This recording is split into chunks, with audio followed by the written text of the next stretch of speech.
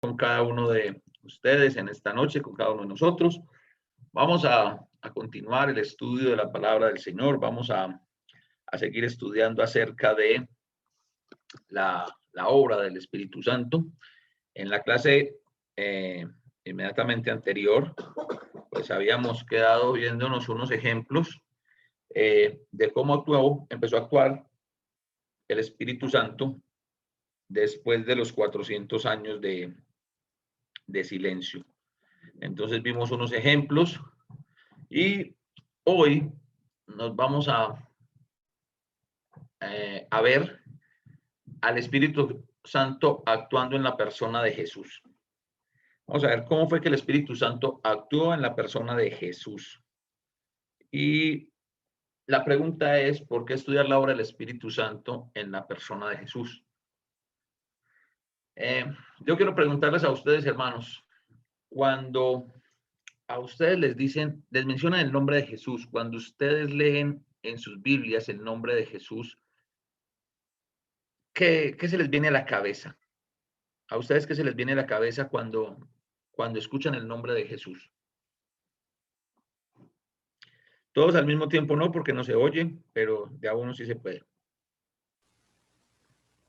Señor, mi Salvador, mi Salvador. Ok, el Señor, mi ¿A quién le debo Salvador. ¿Qué tanto? más? Salvación. Salvación. Elizabeth, ¿qué dijiste? Tavares. Salvación. Ah, salvación. Ok, salvación. ¿Qué más se les viene a la cabeza? Un estilo de vida que me lleva a la salvación. Un estilo de vida, me gustó. ¿Qué más? Dios con nosotros. Dios con nosotros, muy bien. ¿Qué Sufrimiento. más? Sufrimiento. ¿Qué más? Protección. Protección. Me siento bien especial. Me siento bien especial, misericordioso. Y alegría, paz. Alegría, paz. ¿Qué más? Dios entre nosotros. Dios entre nosotros, el abogado entre nosotros y Dios.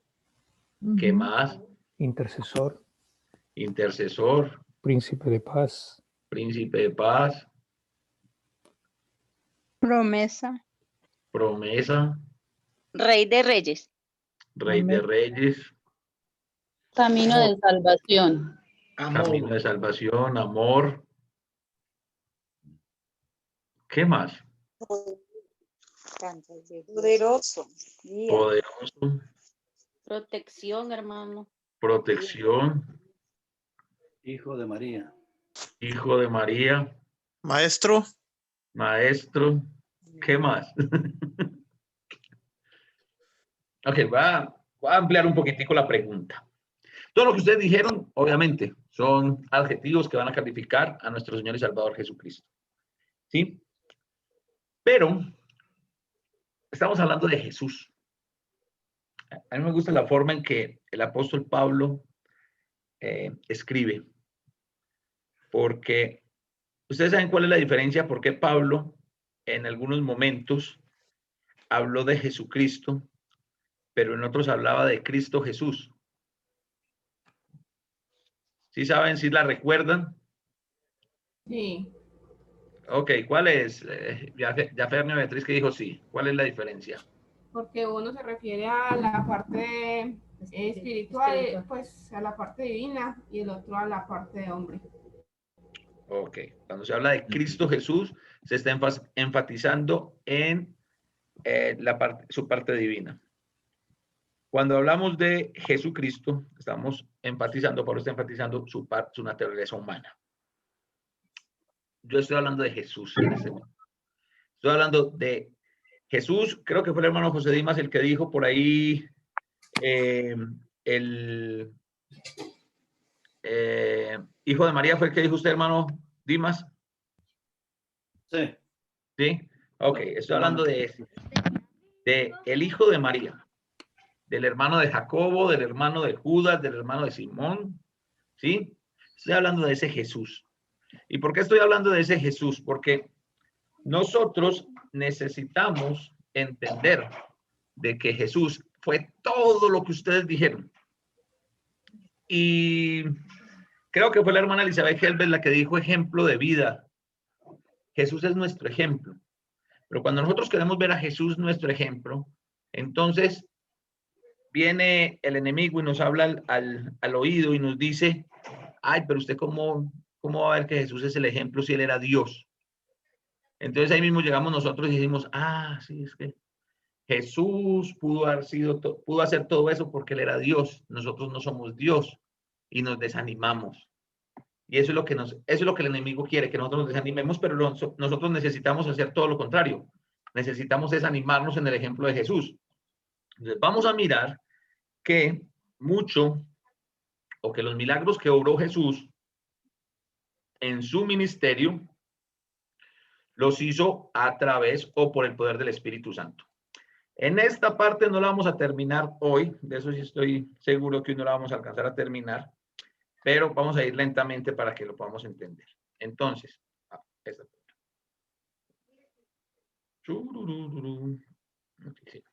Entonces, Jesús en su naturaleza humana necesitaba del poder del Espíritu Santo para efectuar los milagros en su ministerio. Todos los milagros que hizo Jesús los hizo por el poder del Espíritu Santo, pues él se despojó de su naturaleza divina. Nosotros no podemos olvidar esta partecita, que Jesús se despojó de su naturaleza divina, no de una parte. Vamos a leer, acá tengo el texto de Filipenses capítulo 2, versículos 5 al 7, de la Nueva Traducción Viva. Me gusta la forma en que está esta traducción. Dicen, tengan la misma actitud que tuvo Cristo Jesús. Aunque era Dios, no consideró que el ser igual a Dios fuera algo a lo cual aferrarse. En cambio, renunció a sus privilegios divinos, adoptó la humilde posición de un esclavo y nació como un ser humano cuando apareció en forma de hombre. Creo que este texto es lo suficientemente claro para que nosotros entendamos que el Hijo de María, que Jesús, era 100% humano. Nosotros debemos entender de que Jesús no tenía ese poder que tuvo después de su resurrección cuando vuelve al Padre. No lo tenía cuando nació de María, ni cuando inició su ministerio. ¿Por qué razón? Fue algo a lo que él voluntariamente dice, se despojó. Y me gusta como lo dice esta versión, porque mire cómo lo traducen acá, del griego dice, aunque era ¿qué? Dios, no consideró ¿qué? Alguien que lea conmigo. ¿No consideró el ser igual a quién? A Dios. En cambio, renunció a todos sus privilegios ¿qué? Divinos.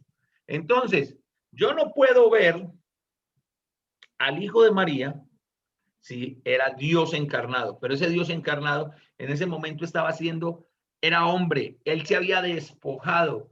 Entonces, todo lo que nosotros vamos a ver, todos los milagros que hizo Jesús, todo eso lo vamos a entender que fue a través del poder del Espíritu Santo que vino en la persona de Jesús. Ahí es donde nosotros vamos a ver en Jesús nuestro gran ejemplo a seguir. Porque no hay que ser Dios. Escúcheme muy bien. No hay que ser Dios para seguir el ejemplo de Jesús. Porque el ejemplo que nosotros debemos de seguir de Jesús, Jesús no nos está diciendo ni nos está pidiendo que nosotros imitemos sus atributos divinos. No lo podríamos hacer. ¿O quién de nosotros lo puede hacer? ¿Creen ustedes que alguien lo puede hacer? No. No podemos igualar. Nosotros no somos dioses. Nosotros no tenemos ni siquiera atributos divinos, pues. Ni siquiera tenemos atributos divinos. ¿Sí? Sin embargo, Jesús tuvo unos atributos humanos y que fue en ese cuerpo en el que Jesús venció el pecado. Y si Jesús pudo vencer el pecado, nosotros entonces también podemos vencer el pecado. ¿De acuerdo?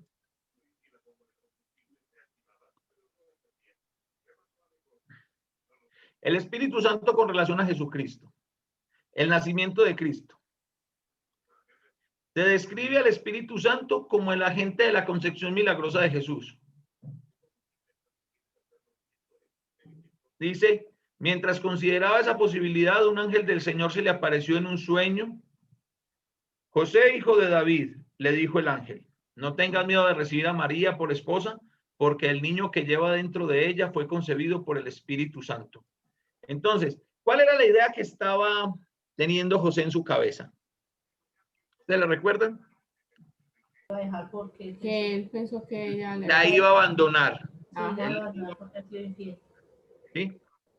Él se iba a ir, él no quería que la apedrearan, pero él estaba diciendo, yo, ¿qué es lo mejor que puedo hacer? Entonces, yo más bien me voy a ir cualquier día en la noche donde cuando nadie me vea y que me reporten por desaparecido. Y viene una intervención divina, la del ángel, ¿no? Y el ángel le dice a José, venga, aquí sí, tranquilo. No hay ningún problema con que recibas a María. Porque ella está en embarazo por obra y gracia del Espíritu Santo. Entonces, en la persona de Jesús nosotros empezamos a ver la obra del Espíritu Santo antes de nacer. En su, cuando fue concebido. El ángel le contestó, el Espíritu Santo vendrá sobre ti y el poder del Altísimo te cubrirá con su sombra. Por lo tanto, el bebé que nacerá será santo y se llamará Hijo de Dios. Este texto de Lucas 1:35 es cuando es el ángel el que le está diciendo a María, usted va a tener un hijo. Y María dice, sí, ¿en serio? ¿Y cómo? No conozco varón, soy virgen. Entonces, el ángel le explica a María cómo era que iba a suceder. ¿Sí? Entonces, seguimos viendo cómo empezó el Espíritu Santo a orar en la persona de Jesús. Entonces, el Espíritu Santo con relación a Jesucristo, de los dos textos anteriores podemos concluir. Jesús estaba en relación con el Espíritu de Dios. Creo que me estoy compartiendo. No sabía que era difícil. Ok. Sí, oye. Entonces, de los dos textos anteriores, podemos concluir, Jesús estaba en relación con el Espíritu Santo desde el primer momento de su existencia humana, en la concepción y nacimiento virginal. El ángel Gabriel le anunció a María que el niño que iba a nacer sería concebido por el Espíritu Santo. Y a José, el ángel, le hizo el mismo anuncio.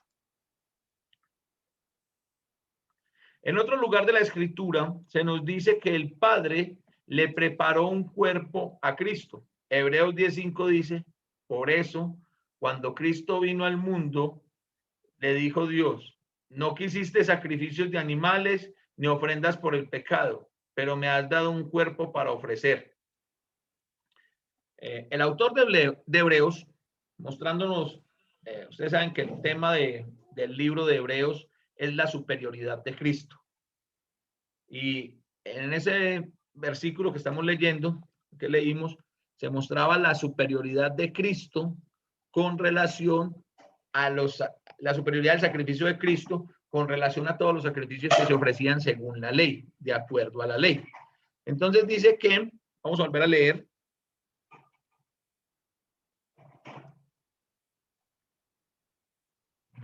Dice Hebreos 10:5. Por eso cuando Cristo vino al mundo, le dijo a Dios, no quisiste sacrificios de animales ni ofrendas por el pecado, pero me has dado un cuerpo para ofrecer. Entonces, Dios le preparó un cuerpo a Jesús. ¿Ustedes saben para qué le preparó un cuerpo Dios a Jesús? Pues no solamente para que tuviera una vida, para que fuera un ejemplo, sino para que él pudiera hacer lo que en algún momento Juan dijo de él. El apóstol Juan, en capítulo 1, cuando vio a Jesús, ¿qué le dijo? Perdón, el Juan el Bautista, cuando vio a Jesús, ¿qué le dijo? He aquí. El Cordero de Dios. El Cordero de Dios. ¿Y qué iba a hacer el Cordero de Dios? Ser sacrificado. El pecado del mundo. He aquí el Cordero de Dios que quita el pecado del mundo. Entonces, por eso Dios le preparó un cuerpo a Jesús. Esa fue la razón.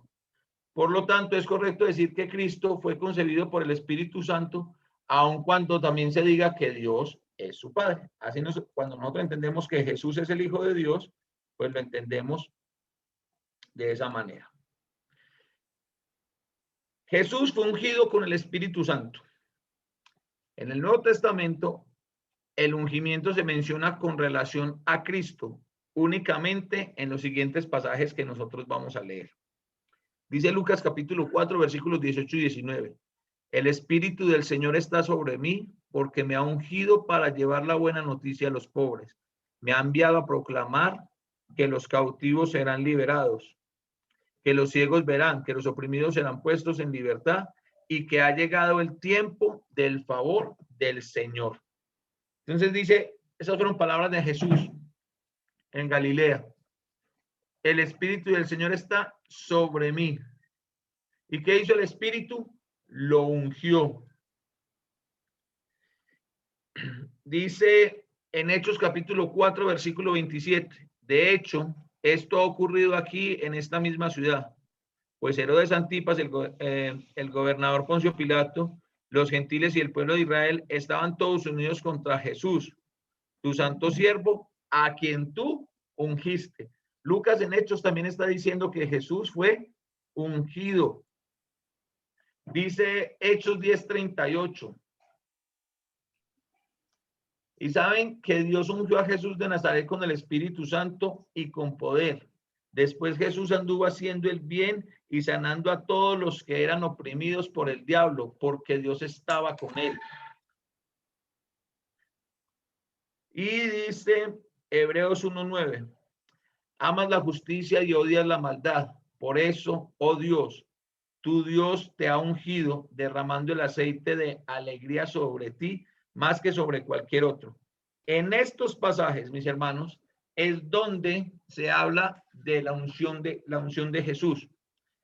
El ungimiento de Jesús ocurrió muy probablemente en el momento de su bautismo, aunque ungimiento y bautismo no son sinónimos.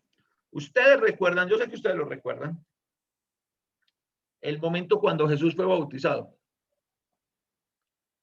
¿Qué pasó en el momento que Jesús fue bautizado? Descendió. Se abrieron los cielos. Y descendió. Se abrieron los cielos. Y bajó el Espíritu en forma de paloma. Ok. Y dijo, este es mi hijo en quien tengo complacencia. A él oí. Ok. Vamos a poner las comas donde tienen que ir en el relato. Sí, sí, porque lo dijiste así, Beatriz. Beatriz y Javerny lo dijeron así. Se abrieron los cielos, bien. Bajó el Espíritu en forma de paloma y dijo, este es mi hijo, a él oíd. Wait, hay que poner las comas porque entonces es como si Jesús fuera el hijo del Espíritu Santo. Pero el relato sí fue así. Cuando Jesús sale del bautismo, se abren los cielos, desciende el Espíritu Santo en algo parecido a una paloma, y una voz del cielo dice, este es mi hijo amado, a él oíd. ¿Sí?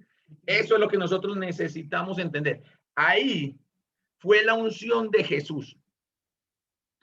Hermanos, mire, si ustedes a mí me preguntan, hermano Néstor, ¿qué pasó en la vida de Jesús de los 0 años a los 12?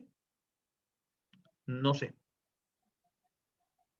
Lo único que sé fue que José y María, sus padres, huyeron con él a Egipto, porque Herodes había mandado a matar a todos los niños.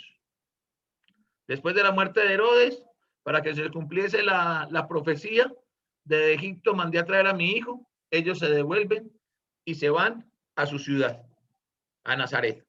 ¿Sí? ¿Qué pasó con la vida de Jesús? A los 12 años lo llevaron a Jerusalén, lo presentaron en el templo, que ahí fue cuando se perdió y se quedó hablando con los maestros de la ley. ¿Qué pasó de los 12 años a más o menos los 30 años de la vida de Jesús? No lo sé. Se infiere, se piensa, se concluye que él aprendió el mismo oficio de su padre, que era carpintero. ¿Sí? Hay algunos relatos muy hollywoodescos que carecen pues no podemos decir que sean ciertos porque no tienen evidencias, que muestran o que quieren mostrar que Jesús de niño hacía milagros, que resucitaba animalitos muertos y todo eso, que cuando fue adolescente, pues que transportaba los troncos de madera de una forma sin esfuerzo. Yo personalmente, pues primero la Biblia no lo dice, segundo no lo creo. Porque lo que la gente entendía al ver a la persona de Jesús, la gente se maravillaba. La gente se maravillaba porque decían, ¿y este desde cuándo? No lo conocemos de toda la vida, pues no es el hijo del carpintero. Este nunca fue a estudiar. O sea, Jesús no fue Pablo, ¿no? Pablo recibió educación a los pies de Gamaliel. Jesús no. ¿Sí? Entonces, por eso la gente se maravillaba. Ahora, el argumento que más me hace o que tengo para pensar que todo eso es solamente cuento es Juan capítulo 2. En Juan capítulo 2, el primer milagro de Jesús. ¿Alguien recuerda cuál fue el primer milagro de Jesús? No fue el Alguien que no sea Beatriz. Alguien que no sea Beatriz ni Daniel. El agua en vino. ¿Cómo, Elizabeth? El agua en vino. Convirtió el agua en vino. Ok. En las bodas de Caná, cuando Jesús convierte el agua en vino, cuando María se acerca a decirle que se les había acabado el vino, ¿qué le dijo Jesús a María? ¿Alguien lo recuerda? ¿Qué tienes conmigo, mujer? ¿Qué tienes conmigo, mujer? ¿Pero por qué le dijo eso? Que todavía no era su hora. Porque todavía no era su hora. Entonces, de ahí tenemos una evidencia bíblica para pensar que esa teoría de que Jesús trasladaba los troncos de madera en la carpintería de José con los ojos, entonces que él decía, no, vamos a hacer una mesa, que se haga la mesa y se hizo la mesa, no. ¿Sí? La gente conocía a Jesús como un carpintero. Y miren que cuando inicia su ministerio, pero le está diciendo a María que todavía no era su tiempo. Entonces, nosotros vamos a mirar, entonces, hay que tener en cuenta, ungimiento y bautismo no son sinónimos. ¿Por qué hago esta aclaración? ¿Y por qué la estoy repitiendo tanto y soy reiterativo con ella? Porque si nosotros aceptamos y asumimos que el bautismo y el ungimiento son una y la misma, entonces nosotros también tendríamos que decir que nosotros fuimos ungidos con el Espíritu Santo en el bautismo, porque es la similitud nuestra. Nosotros tenemos un bautismo similar al de Jesús, no es un ungimiento. Yo sé que me van a decir, hermano, pero nosotros recibimos el Espíritu Santo en el bautismo. Sí, nosotros recibimos el Espíritu Santo como don. Y cuando lleguemos a la iglesia vamos a entender cómo es eso de recibirle el Espíritu Santo como el don del Espíritu Santo. Mas nosotros no recibimos la unción del Espíritu Santo. Es más, mis hermanos, la unción del Espíritu Santo está estrechamente ligado, porque el Nuevo Testamento casi no habla de la unción del Espíritu Santo, sino de el poder del Espíritu Santo. Y esas son dos cosas, el poder del Espíritu Santo y el don del Espíritu Santo son dos cosas totalmente diferentes. No son una y la misma tampoco. Pero eso lo vamos a ver, como les digo, más adelante. Entonces vamos a continuar acá. Dice, tampoco es lo mismo que la plenitud del Espíritu Santo, cosa que Cristo conoció desde el momento del nacimiento, pero él marcó una nueva etapa en su ministerio, etapa en la que el poder del Espíritu Santo se hizo públicamente manifiesto a través de él. La plenitud del Espíritu Santo. ¿Qué es eso de la plenitud del Espíritu Santo? Pues como se los dije, creo que el día martes, sí, fue el día martes en el devocional de la mañana. que la plenitud del Espíritu Santo es estar lleno, completo del Espíritu Santo. Eso sí tuvo Jesús. Estuvo lleno del Espíritu Santo. Vamos a ponerlo en términos muy de nosotros desde su nacimiento, aunque pues él venía lleno del Espíritu Santo desde ¿sí? Pero no son, entonces, no son palabras sinónimos o términos sinónimos tampoco, estar lleno o la plenitud del Espíritu Santo con el ungimiento. Porque el ungimiento, vuelvo y les digo, eso está estrechamente ligado con el poder del Espíritu Santo. Sirvió para distinguir el ungimiento del Espíritu Santo, sirvió para distinguir al Cristo verdadero de los falsos. ¿Cómo así que al Cristo? Es que habían falsos cristos. ¿Qué creen ustedes? Sí. Sí, pero la hermana Diana Quintanilla está diciendo que no. Ok. Mero no. ¿Recuerdan que hablamos la semana pasada de los 400 años de silencio? Sí. Ok. Pues nosotros solamente hicimos así. Hicimos un brochacito de lo que fue la historia de los 400 años de silencio. Mire, les voy a contar de la siguiente manera. El periodo intertestamentario, normalmente en un instituto o en una escuela bíblica, como mínimo de 2 a 3 meses. Y nosotros hicimos el periodo intertestamentario en una sola clase de 42 minutos. O sea, nosotros hicimos un abrebocas. Porque hay demasiada historia en eso que les conté. No, eso es nada para toda la historia que había allí. Es más, paréntesis. ¿Ustedes saben qué libros se escribieron durante el periodo intertestamentario? Macabeos. ¿Cómo no? Macabeos. Macabeos, Tobías. O sea, todos esos libros que tiene además la traducción católica de la Biblia. Que se llaman ¿cómo? Apócrifos. Apócrifos o ellos tienen otro nombre. De dudosa procedencia. No, pero no los dicen así tan duro.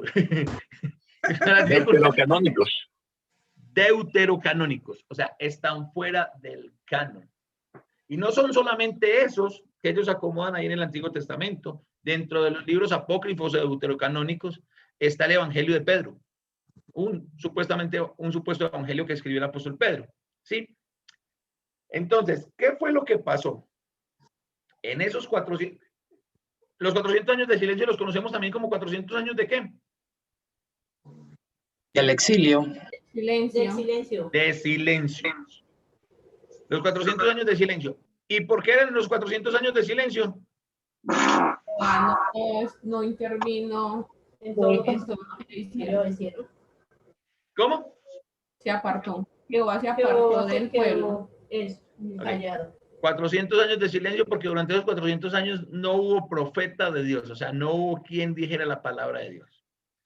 Ahora, nosotros un chorro de siglos después, con todo lo que tenemos para estudiar y todo eso, lo comprendemos muy fácil.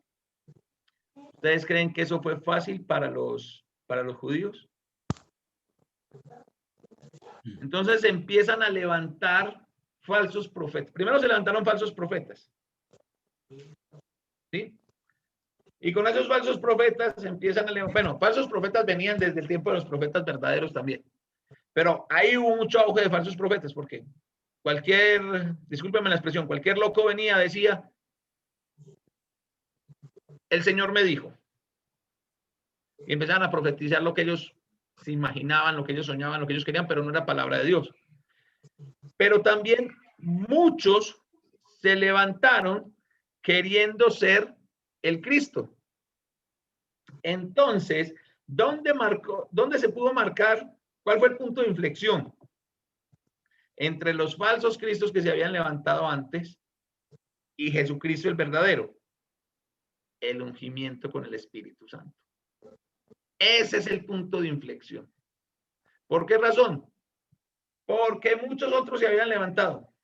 ¿De dónde saco yo eso? De que muchos otros se habían levantado. ¿Te acuerdas cuando los judíos, los líderes religiosos judíos estaban planeando matar a Jesús? ¿Te acuerdas qué dijo? Ay. Bueno, ¿fue José de Arimatea o Nicodemo? Uno de los dos fue José de Arimatea porque fue en el Sanedrín. ¿Te acuerdas qué les dijo? Venga, no, ¿por qué lo van a matar? Recuerden que se levantó fulanito, se levantó peranito, y no pasó absolutamente nada. Si él es un falso, si él no es verdadero, va a pasar lo mismo con ellos. No tenemos que ensuciar nuestras manos de sangre. Fue lo que fue el argumento de José. Eso creo que lo dijo Gamaliel, pero cuando Pedro y Juan estaban presos. No, pero eso lo dijo Gamaliel en Hechos. Pero sí hubo una reunión en el Sanedrín. Pero fue Nicodemo con los fariseos. Cuando fue Nicodemo con los fariseos. Ok, yo tengo la duda si fue Nicodemo o José de Arimatea, pero fue uno de los dos, en vida de Jesús. Que le está diciendo que se habían levantado otros.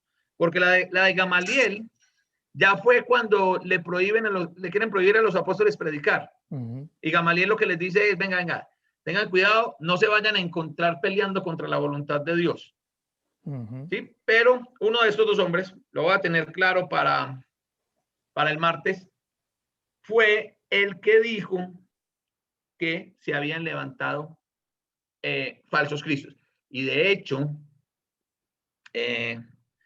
Mateo capítulo 24, Mateo capítulo 25, Jesús habla, también hace una alusión a eso. En las señales del fin de Jerusalén, que si les dicen que está en tal parte, no le crean. No crean. Entonces, por eso, el punto de inflexión de los falsos cristos, o de los que se quisieron llamar Cristo, con el verdadero, fue el ungimiento con el Espíritu Santo. ¿Por qué razón? Porque el Espíritu Santo, cuando una persona era ungida con el Espíritu Santo, pues obraba de una forma muy poderosa. El Espíritu Santo obra de una forma muy poderosa. Entonces, mis hermanos, nosotros, ¿qué creen ustedes? ¿Hasta dónde vamos hoy? ¿Somos ungidos con el Espíritu Santo? ¿Fuimos ungidos con el Espíritu Santo?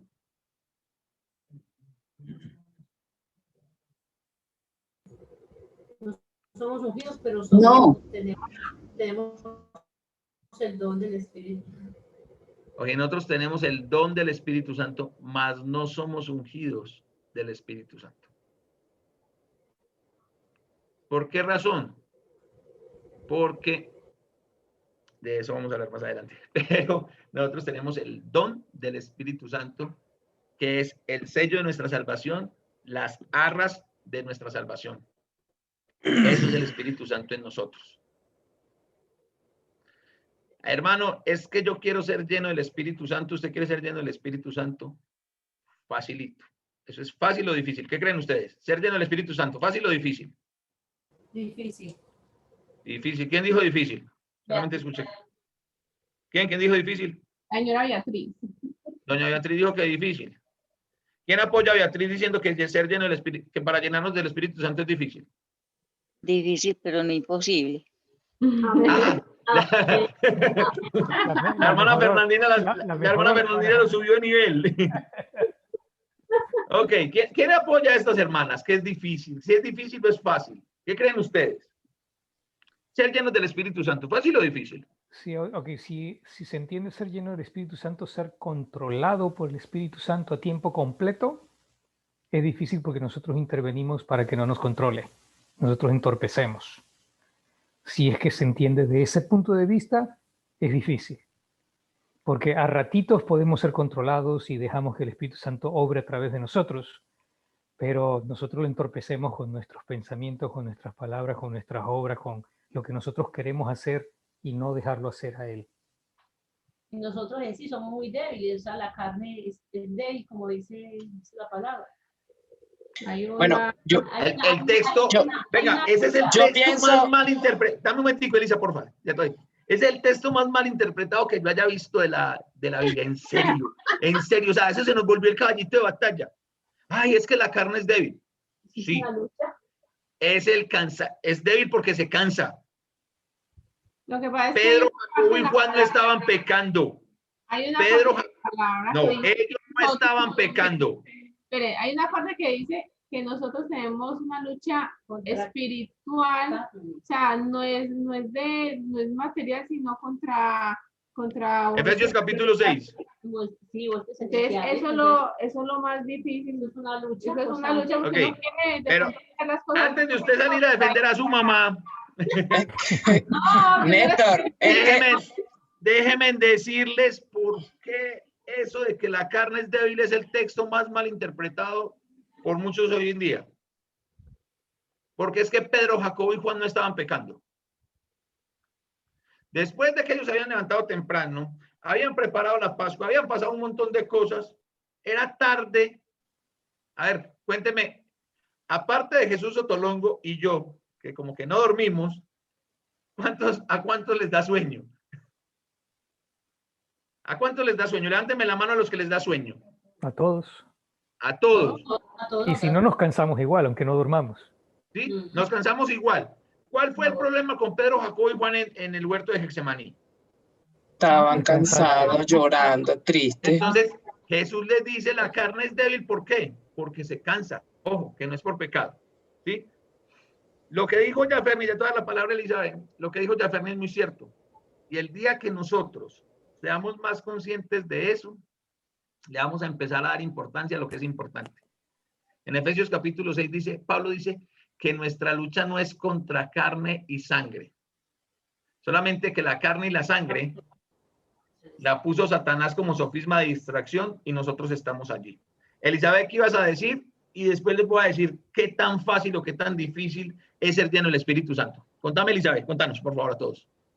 Bueno, eso por ahí tendría que haber comenzado y nosotros también tendríamos que tener bien definido qué es estar lleno del Espíritu Santo para poder identificar qué tan difícil o qué tan fácil es tenerlo. Entonces, si nosotros no tenemos realmente bien definido eso, obviamente no podemos ni siquiera entender si es fácil o difícil. ¿Ves? Okay. Entonces, habría que comenzar por allí para eso. Y bueno, lo que quedó pendiente es Juan 7:50. Les dijo Nicodemo, el que vino a él de noche, que era uno de ellos. ¿Es Nicodemo? Sí. Fue Nicodemo lo de la Pero termina de leer, por favor. Termina de leer. Bueno. Juzga nuestra ley a un hombre si primero no se le oye y se entiende lo que ha hecho. Respondieron y le dijeron, ¿eres tú también Galileo? Escudriña y ve que de Galilea nunca se ha levantado profeta. Y se fue cada uno a su casa. Esa era la discusión que tenían con los romanos, que porque no apresaron a Jesús de lo que estaba hablando. Ok. Entonces los fariseos le dijeron eso. Ok, muchas gracias. ¿Qué es ser lleno del Espíritu Santo? ¿O cómo me voy a llenar del Espíritu Santo? Pues ya dijimos que a nosotros nos regalan el Espíritu Santo para que venga a morar en nosotros, en lo que supuestamente se entiende que es nuestro cuerpo. Lo que pasa es que nosotros tendríamos que empezar a desmenuzar cosita por cosita. Es que es mi cuerpo, yo con mi cuerpo hago lo que a mí me dé la gana. Es mi vida y yo con mi vida hago lo que yo quiera. Su vida, mi vida. Venga. Alguien de ustedes, que no sabe Beatriz, Yafer, ni Elizabeth, ni Daniel, alguien de ustedes nos puede recordar a todos qué es lo que nosotros hacemos en el momento del bautismo. Nacer de nuevo. Sí, muy bien, hermana Leia, hay que nacer de nuevo. Para poder nacer de nuevo, ¿qué es lo que tenemos que hacer primero? Morir. Morir.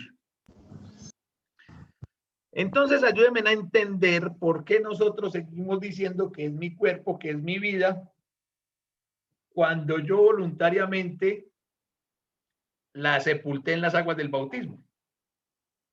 para ser lleno del Espíritu Santo, eso va a ser tan fácil o tan difícil a la capacidad que cada uno de nosotros tenga de obedecer. Ah, hermano, ¿cómo así? ¿Sí? Obedezca la palabra de Dios. ¿Usted quiere ser lleno del Espíritu Santo? Lea la palabra de Dios. Ah, hermano, pero es que yo la leo y todavía me falta. Ah, entonces estudie la palabra de Dios. Ah, hermano, es que yo estudio, pero todavía me falta. Ah, entonces escudriñe la palabra de Dios. ¿Ustedes no han notado algo, hermanos? Que a las personas, a la gran mayoría de personas les gusta mucho orar. ¿Han notado eso?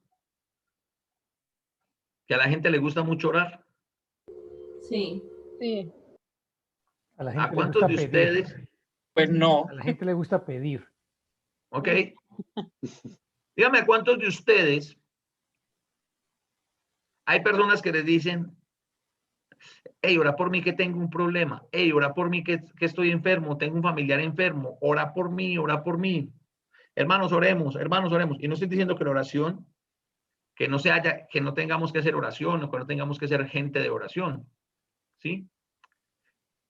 ¿Qué hacemos nosotros cuando oramos? Hablamos con Dios directamente. Hablamos con Dios. Ok. Entonces, a muchos les fascina que Dios los oiga. ¿Qué hacemos cuando leemos la Biblia? Nosotros lo vemos a Él. Estamos escuchando. Oímos la palabra de Dios. Ahí lo oímos a Él. Ahí nosotros nos empezamos a llenar del Espíritu Santo.